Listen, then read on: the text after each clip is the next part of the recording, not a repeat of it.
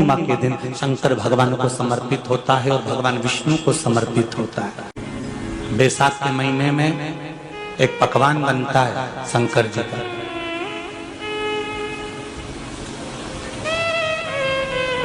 शिव जी के हाथ में त्रिशूल है, शिव जी के 3 नेत्र हैं, बेलपत्री में भी 3, बोलते जाओ, पत्ती है। बैसाख के महीने में जो शंकर भगवान को प्रसाद का भोग लगता है उसमें भी 3 ही चीज मिलती है। सत्तू कोई दूसरे महीने में बनता है?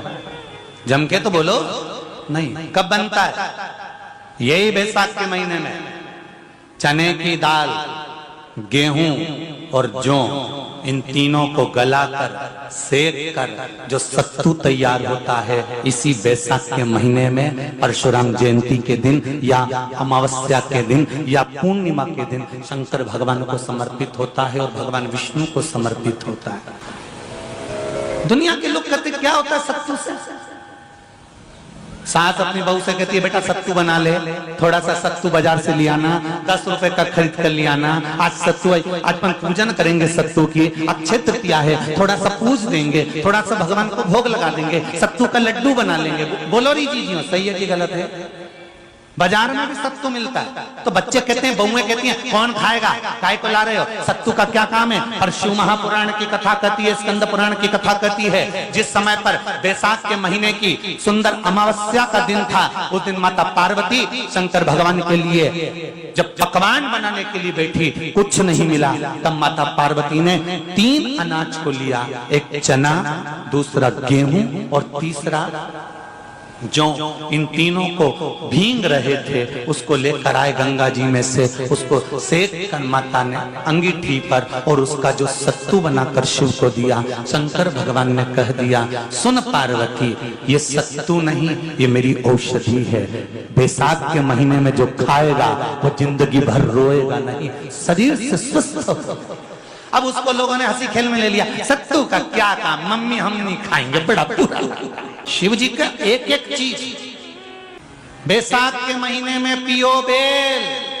बेल मतलब समझ गए? बेल का रस। बैसाख के महीने में पियो बेल और शरीर को रखो ऑलिव बेल। शरीर बेकार नहीं होगा, शरीर बेकार नहीं हो सकता। अब शिव आराधना तो करो। हाँ, जिंदगी की मोड़ पर शंकर परीक्षा बहुत लेते हैं, बहुत परीक्षा। एक सुंदर संवाद आता है स्कंद पुराण, शायद आप लोगों ने सुना होगा, सुना हो तो भी सुन लो, नहीं सुना हो तो भी सुन लो। कांति नगर में राजा श्रीयाजी रहते थे। उनकी धर्मपत्नी का नाम था चांगुणा। क्या नाम है उनका? चांगुणा। चांगुणा शिव भक्ति में लीन रहती थी। उसे शंकर की भक्ति के सिवा कुछ सुहाता ही नहीं था, शिव आराधना के सिवा उसको कुछ भाता ही नहीं था। दिन भर शंकर की शरणागति करना, शिव का स्मरण करना, शिव भक्ति में डूबे रहना। शंभो शंकर कह रहा है, माँ उमा से, माँ पार्वती से मेरा महेश कह रहा है, मेरा बाबा भोलेनाथ, मेरा बाबा विश्वनाथ, मेरा त्रिकालदर्शी कैलाशी अविनाशी कह रहा है कि हे पार्वती,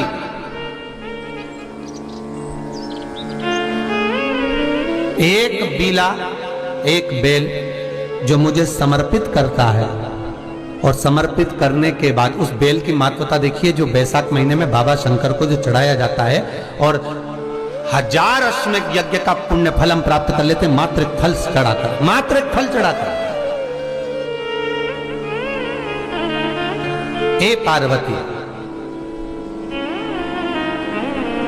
संसार का मनुष्य जब मुझे वो बेलपत्र समर्पित कर, वो बेल का फल समर्पित करता है, पार्वती वो फल जो मुझे चढ़ता है, फिर मैं भले नर्मदा के जल से निकला हुआ कंकर शंकर क्यों ना हूं, फिर चाहे मैं गंगा के जल से निकला हुआ कंकर शंकर क्यों ना हूं, चाहे फिर मैं यमुना के जल से निकला हुआ कंकर शंकर क्यों ना हूं, चाहे मैं सरयू के जल से निकला हुआ कंकर शंकर क्यों ना हूं, चाहे मंदाकिनी के जल से निकला हुआ कंकर शंकर क्यों ना हूं, ए पार्वती फिर जो भी शिवलिंग पर वो बेल समर्पित होता है वो बेल उठाकर जीव अपने कार्य में ले सकता है। ये माँ उमा से कह रहा है। तो उस बेल की महत्वता जानेंगे। अब अपन उस बेल को जानने के लिए वापिस स्कंद पुराण में चले तो स्कंद पुराण में लिखा हुआ है कि जो बेल बैसाख के महीने में शंकर को चढ़ाया जाता है वो बेल का फल उठाकर रख लिया जाता है। बैसाख के महीने में उस चढ़े हुए, बाकी के आपको बेल का फल खाना हो तो बात दूसरी, पर चढ़ा हुआ जो बेल का फल है वो पूरा बैसाख नहीं खाना। बैसाख के बाद में अगला जो महीना आए उस महीने के अंदर उस फल के अंदर का गुर्दा निकालकर उसको सुखा लीजिए और सुखाकर जिस व्यक्ति को पथरी की बीमारी हो और जिस व्यक्ति को पेट में बहुत भोजन पचता ही नहीं है, पूरा शरीर पाचन क्रिया बेकार हो गई, उस व्यक्ति को केवल 7 दिन तक शंकर पर चढ़ा हुआ वो बेलपत्र प्रदान कर दीजिए। पथरी भी बाहर और पाचन क्रिया भी ठीक, जिंदगी भर तकलीफ नहीं। उस बैसाख में उस फल की इतनी महत्वता बाबा भोलेनाथ स्कंद पुराण, लिंग पुराण, नर्मदा पुराण, पद्म पुराण के अंतर्गत, शिव महापुराण के अंतर्गत वर्णन कर उसकी महत्वता है। वो बेल का फल साधारण नहीं हो सकता। अब मंदार का जो पुष्प होता है, आंकड़े का जो फूल होता है, एक सफेद कलर का भी होता है और एक गुलाबी कलर का भी होता है। देखा है आप लोगों ने? बोलो, जम के बोलो, देखा है ना? गुलाबी कलर का जो पुष्प होता है वो आप मंदार का, आंकड़े का जो गुलाबी कलर का पुष्प होता है आप टीवी पे देख रहे होंगे, एक सफेद देख रहे होंगे, एक मंदार का गुलाबी फूल, नीला कलर का फूल देख रहे होंगे। जो नीला कलर का जो पुष्प होता है, गुलाबी कलर का जो आंकड़े का फूल होता है, प्रयास करना जब किसी विषम परिस्थिति में फंस गए, विषम परिस्थिति, जब आपको लग रहा है कि मुझे बहुत भय लग रहा है, कुछ बुरा होने वाला, आपको लग रहा है आज मेरी उल्टी आंख बहुत फड़क रही है, कुछ गड़बड़ होने वाला, आपको लग रहा है मेरी सीधी आंख फड़क रही, कुछ गड़बड़ होने वाला, तब केवल वो नीला जो गुलाबी पुष्प है मंदार का, उसको कहीं से लाकर शिवालय में अशोक सुंदरी वाली जगह पर स्पर्श कर कर शिवलिंग पर आप चढ़ा दीजिए। आपकी विषम परिस्थिति कैसी भी होगी वो रास्ता बनाकर बाहर निकल जाएगी, आपको फंसना नहीं, परेशान नहीं। मंदार आंकड़ा, सफेद आंकड़े का पुष्प भी भगवान शिव को समर्पित होकर, जैसे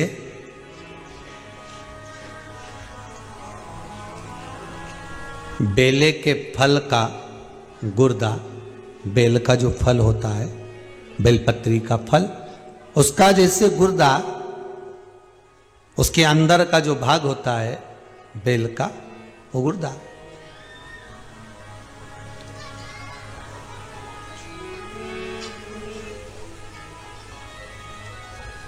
उसको अग्नि में जलाकर उसकी भस्म तैयार कर कर छान कर जब जब आपके यहां विद्वान ब्राह्मण शिव जी का अभिषेक कराते हैं, पूजन कराते हैं, तो उसमें लिखते हैं पूजन के साहित्य में बेलपत्री, धतूरा, दुर्वा, ये उसमें नीचे लिखेंगे भस्म। लिखते कि नहीं लिखते? लिखते हैं ना, भस्म अभिषेक में चाहिए रहती है। तब उस भस्म का थोड़ा सा भी भाग आप अगर शिव को समर्पित कर रहे हो तो ये जान लें कि शंकर मनवांछित फल प्रदान कर रहे हैं, शिव फल प्रदान कर रहे हैं।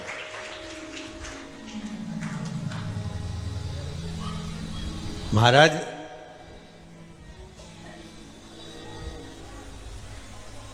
बेलपत्री के वृक्ष के नीचे बैठकर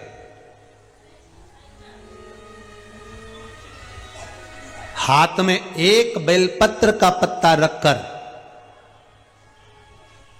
आप पंचाक्षर मंत्र नमः शिवाय, ओम नमः शिवाय या श्री शिवाय नमस्तुभ्यम या महामृत्युंजय मंत्र का स्मरण कर रहे हो, पर डंडी का भाग अपनी ओर, बेलपत्र की बीच वाली पत्ती का भाग बीच वाली उंगली की ओर रखकर अगर आप स्मरण कर रहे हैं और अपनी कामना कर कर बेलपत्री के वृक्ष के नीचे बैठकर उस पत्ते को सम्मुख रखकर बाबा से विनय कर कर एकांत में उस बेलपत्री के वृक्ष की छांव में, बेलपत्री के वृक्ष की छांव आप कामना कर कर उस पत्ते को शंकर भगवान के ऊपर समर्पित कर रहे हैं, तो ये जान कर रखें कि पार्वती और शिव का मिलन करवा रहे हैं और अपनी मनवांछित फल कामना पूर्ण करवा रहे हैं। क्योंकि शिव और पार्वती का जब मिलन होता है, शंकर पार्वती जब एक दूसरे के सम्मुख में होते हैं, शिव और पार्वती जब एक दूसरे के सामने अपने बच्चों के कारण एक दूसरे के सम्मुख में आते हैं, तो उनके चेहरे पर प्रसन्नता का भाव आ जाता